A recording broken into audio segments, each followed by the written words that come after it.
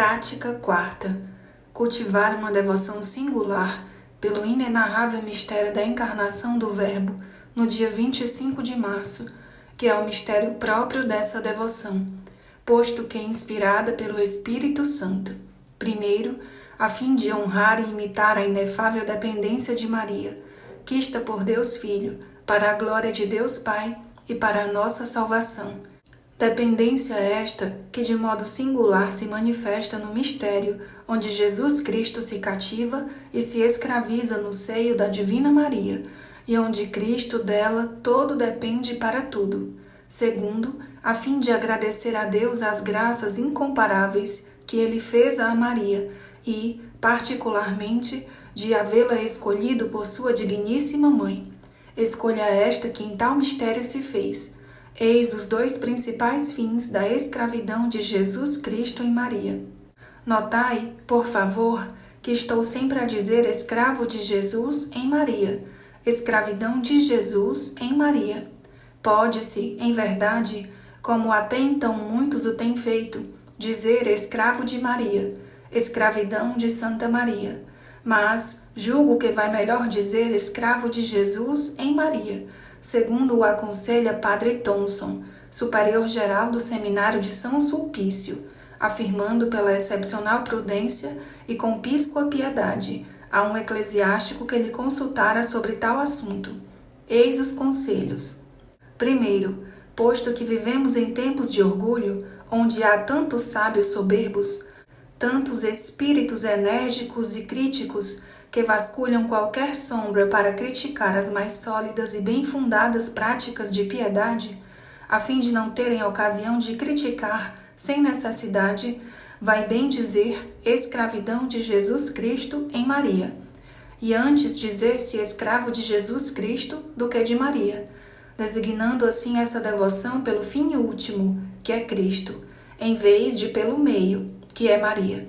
É bom e lícito, porém, a dizer verdade, dizer de um e de outro jeito, sem escrúpulo, tal como o faço. Por exemplo, um homem que vai de Orleans a Tours pelo caminho de Amboise pode logicamente dizer que assim vai para Amboise, como vai para Tours, que assim é viajor de Amboise como viajor de Tours, com esta diferença, porém, que Amboise não é senão a rota direta para chegar a Tours, e que Tours é apenas o seu fim último e termo da viagem.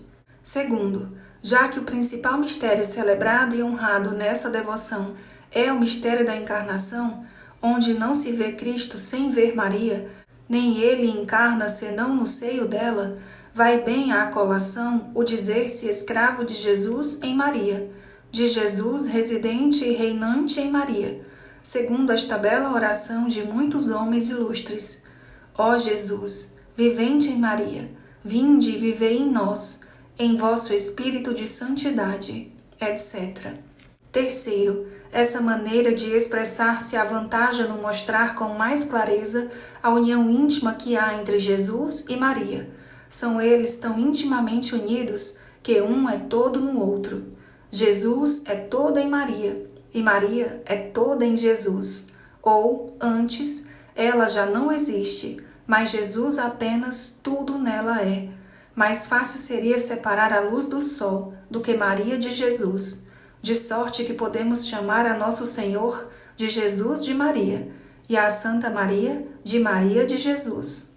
O tempo não deixa a ter-me a explicar as excelências e as grandezas do mistério de Jesus vivente e reinante em Maria, ou da encarnação do Verbo. Contento-me em dizer, em duas palavras, que este é o primeiro mistério de Jesus Cristo, o mais oculto, o mais elevado e o menos conhecido, que é neste mistério onde Jesus, com a colaboração de Maria, em seu seio, sendo por isso chamado pelos santos a sala dos segredos de Deus, escolhera todos os eleitos. Foi neste mistério onde ele operou todos os demais ulteriores mistérios de sua vida, pela aceitação que deles fez. Jesus Cristo, entrando no mundo, diz: Não quiseste hóstia, nem oblação, mas me formaste um corpo. Os holocaustos pelo pecado não te agradam. Então eu disse: Eis-me que venho, segundo está escrito de mim na testada do livro, para fazer, ó Deus, a tua vontade. Hebreus 10, 5-7. E, por conseguinte, que este mistério é uma suma de todos os mistérios, onde ecoa a vontade e a graça de todos. Que este mistério, enfim, é o trono da misericórdia, da liberalidade e da glória de Deus, o trono de sua misericórdia para conosco, porque não podemos nos abeirarmos de Cristo, senão por meio de Maria, nem ver a Cristo, muito menos falar com ele, senão por intermédio de Maria. Jesus, que sempre atende à sua amada mãe, concede sempre neste mistério a sua graça e misericórdia aos pobres pecadores. Aproximemo-nos, pois, confiadamente do trono da graça. Hebreus 4,16. É também o trono de sua liberalidade para com Maria, porque, enquanto o novo Adão fez morada neste verdadeiro paraíso terrestre, aí operou tantas maravilhas ocultas que nem os anjos, nem os homens as podem compreender. Eis porque os santos chamam Maria de a magnificência de Deus, como se Deus não fora magnífico senão em Maria, porque somente ali é que nosso Senhor ostenta a sua magnificência. Isaías 33, 21.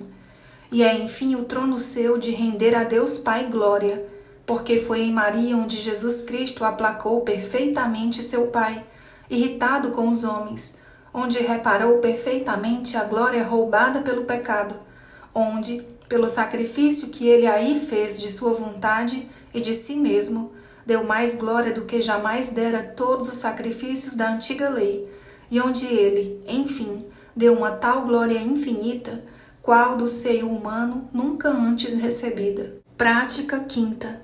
É de muita devoção rezar a Ave Maria ou a saudação angélica, cujo valor, mérito, excelência e necessidade são pouco sabidos dos cristãos, mesmo entre os doutos. Urgiu a Santa Maria aparecer diversas vezes a grandes santos muito doutos, para lhes mostrar o mérito dessa oração, como a São Domingos, a São Capistrano, ao Beato Alano da Rocha, etc.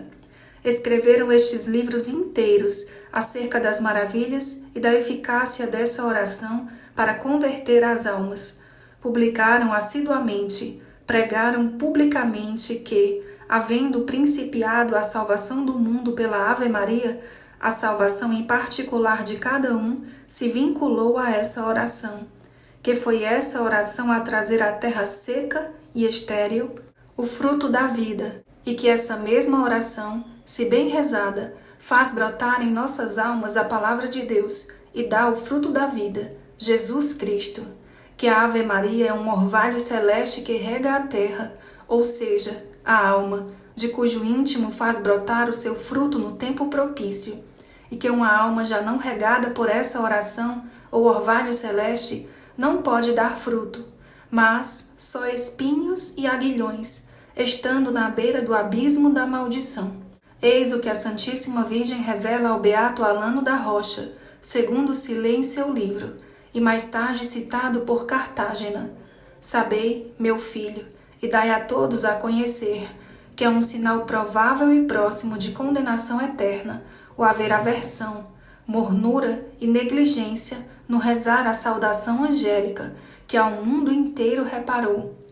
Eis as palavras tão consoladoras quanto terríveis, que nelas, com muita dificuldade, se havia de crer, não tivéssemos nós por garantia a esse santo.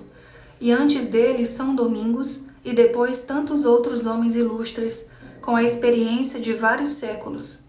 Porque sempre se apurou que os que trazem a marca da reprovação, como os ímpios e os hereges, os orgulhosos e os mundanos, odeiam e desprezam a Ave Maria e o terço.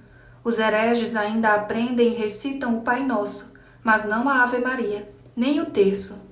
É-lhes um horror.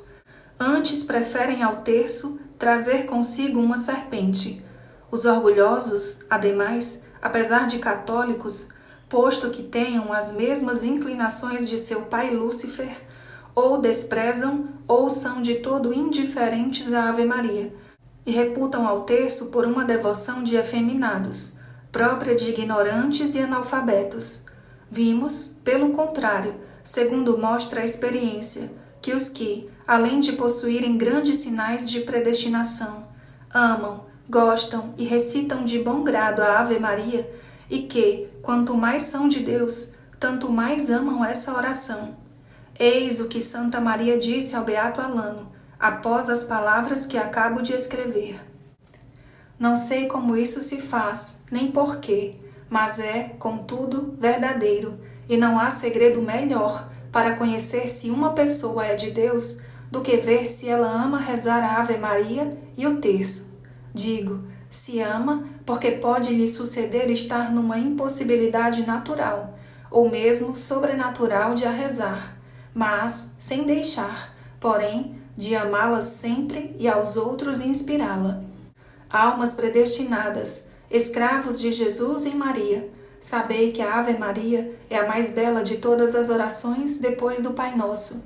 É a mais perfeita saudação que podeis dar a Maria, porque é a saudação que o próprio Altíssimo lhe fizera por meio de um arcanjo, a fim de lhe ganhar o coração. E tão poderosa lhe foi sobre o coração, pelas flamas arcanas de que chamejava, que dá a Maria seu consentimento à encarnação do Verbo, apesar de sua insondável humildade. É por esse cumprimento também que vós, infalivelmente, lhes ganhareis o coração, se rezardes bem e como se deve. Bem rezada, ou seja, com atenção, devoção e modéstia, a Ave Maria é, segundo os santos, o inimigo do demônio. É demonífuga, o põe em fuga, o golpeia com o martelo a esmagá-lo. É, ademais, a santificação da alma, o gáudio dos anjos, a melodia dos predestinados, o cântico do Novo Testamento, o gozo de Maria e a glória da Santíssima Trindade.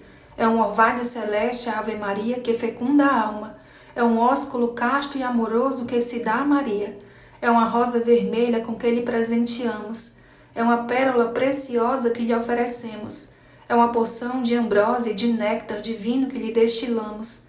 Todas as comparações são dos santos.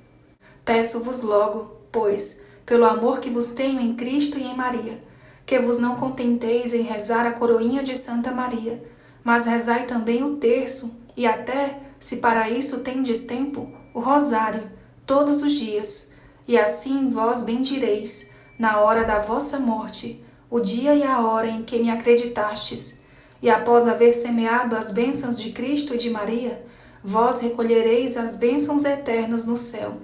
Aquele que semeia em abundância, também cegará em abundância. 2 Crônicas 9:6.